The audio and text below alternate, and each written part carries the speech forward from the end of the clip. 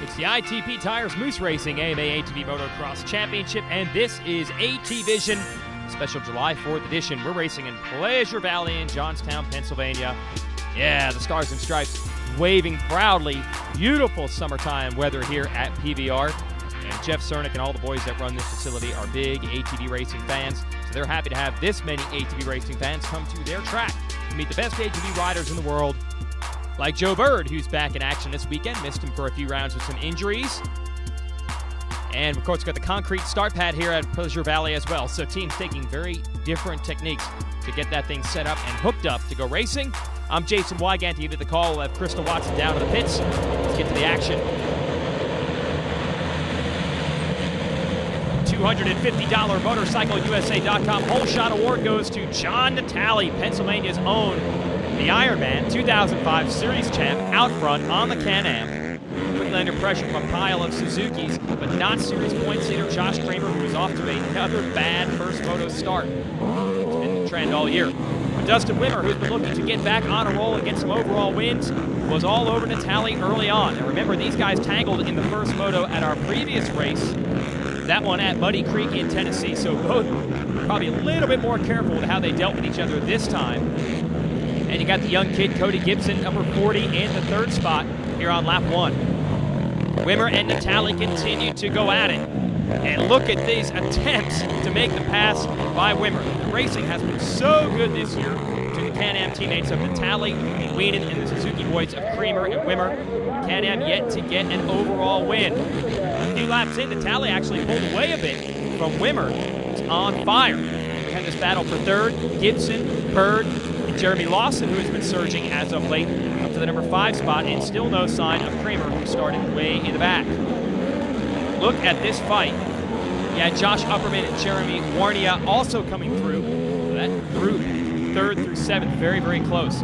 Not close, up front, Natale getting in a hot tub time machine here and setting the clocks back in 2005 when he dominated this tour. Also won the now-defunct WPSA championship a few times. So he definitely knows how to handle the pressure of riding out front. And that's what he would have to deal with as Wimmer began to close the gap back in. Nice battle here between Lawson and Bird. Remember, those guys battled for the Series championship a few years back. They were able to push the youngster Gibson back a few spots. Back to the leaders. Wimmer decided to mount another attack. Then you've got Lawson now up to 3rd, followed by Bird.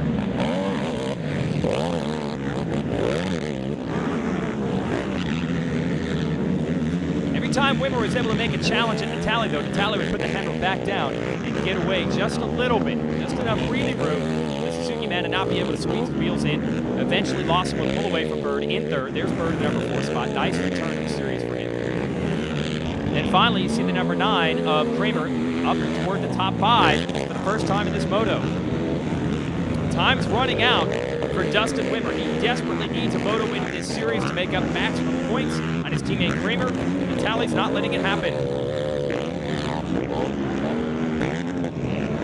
Here's a battle. Kramer able to get inside of Bird to steal the 4th place spot. Valuable championship points.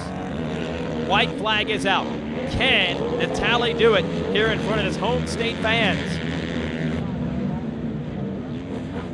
He takes a look over his shoulder. He knows how tough Dustin Wimmer is. Wimmer always seems to have a little bit of extra speed in check, but he didn't have it this time, and the Ironman wins moto number 1. As straight up as you can do it. Nice job by Jeremy Lawson to take 3rd. Kramer, he has $100 from ATV Riders as the fast lap qualifier, but that bad start held him to 4th in that first moto. Yeah, you bet John Natale's pumped up. The question is, can he come back here in Moto 2, win again, and score the overall? You know that Kramer is going to be looking for a better start this time, and Wimmer needs to continue to make up points. Let's see how it turns out.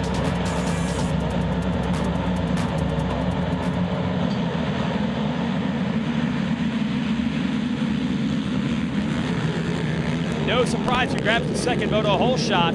The PEP Baldwin Motorsports machine, Josh Upperman. He's been nailing them all year, but he's quickly upended by, yes, Natale. Then you got Kramer with a much better start in 3rd, Cody Gibson in 4th. And now you've got to start looking for Wimmer. It's a little little bit further back in the pack than he wanted to be.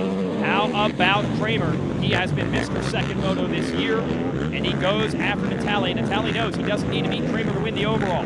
So how will the veteran play it? We don't call him the Iron Man for nothing. He doesn't roll over. He doesn't make it easy. And on this day, he's not impressed with the credentials of Josh Kramer. And you've got Upperman learning some great lessons following those two veterans. And Jeremy Lawson with another solid moto, moving up to fourth. Dustin Wimmer, meanwhile, would start the first lap. He would be fifth by the end of it. And he would not be able to move up beyond that. Here comes the defending champ right now on the number one. He needs to get going. He wouldn't be able to. He didn't get around Gibson. And also there's the 44 of Chad Weenan, 62 of Warnia or Warnay, and also Thomas Brown in the hunt. Look at the effort that Kramer is putting in, trying to get around Natale. Natale, again, doesn't need to win this moto for the overall, but that's just the way the guy rides. He wants to win every time he's on the racetrack. He's feeling it here in Pleasure Valley, and he's not making it easy on the number 9 until finally Kramer busts the door down, and Natale does his best to give him a run, while still somehow claiming he was running a little bit conservatively to make sure he won the overall. Natale basically only had to stay within the top 3 if he could finish in front of Dustin Wimmer, and he was looking good to be able to do that. Finally, in the last couple of laps, Natale would back it down, and then he'd have to deal with some pressure from Upperman. And he also had Lawson on the Suzuki Walsh Racecraft back, not too far back as well. So all of a sudden, we had a tremendous fight going on for second. Could Wimmer take advantage of that? Could he get around these guys, or would they maybe tangle up with each other and allow the defending series champ to make up the points he needs? I don't think so. Natale's too smart for that. Lawson was the last guy to be able to make moves in this moto. He was putting major pressure on Upperman. White flag is out. Natale's got second. There is Upperman third. Lawson in fourth. Wimmer still trying to make up ground. One mistake out of Natale to lose a few spots. He could lose this thing.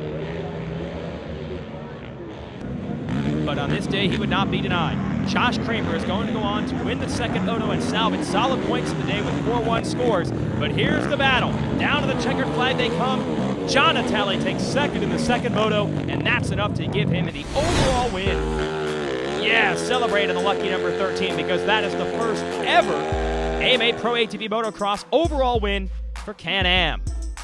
There are the overall results. Nice job by Jeremy Lawson. Let's go to the podium. Jeremy, you put together 2 amazing motos out there. Tell us a little bit about the track.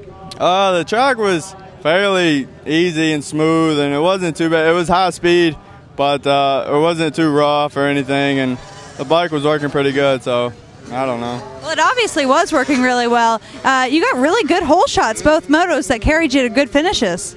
Yeah, I guess they were pretty good starts, but I just kind of ducked in everybody, and you know, that's kind of about it, really. Josh, let's start off by talking about your first moto. You didn't have the best hole shot, and you were having a really hard time working way through the pack. Yeah, we struggled this weekend, first moto.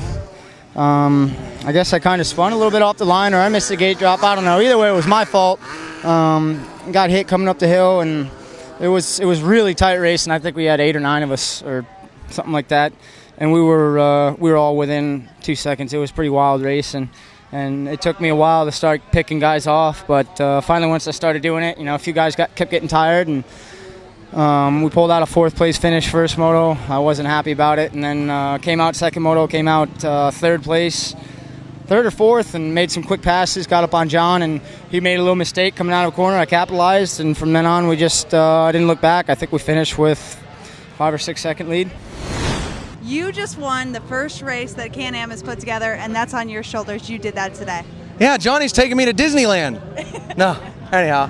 But yeah, it feels great to finally win our first one and get the gremlins off our back. And from here on out, I think that you're going to see a lot more of this between me and Chad and Frenchie. We got a ton of talent. Now we got the bikes worked out to what we need. And, you know, we got great people behind us, so that's all it takes. And I think you're going to see us up here a lot more.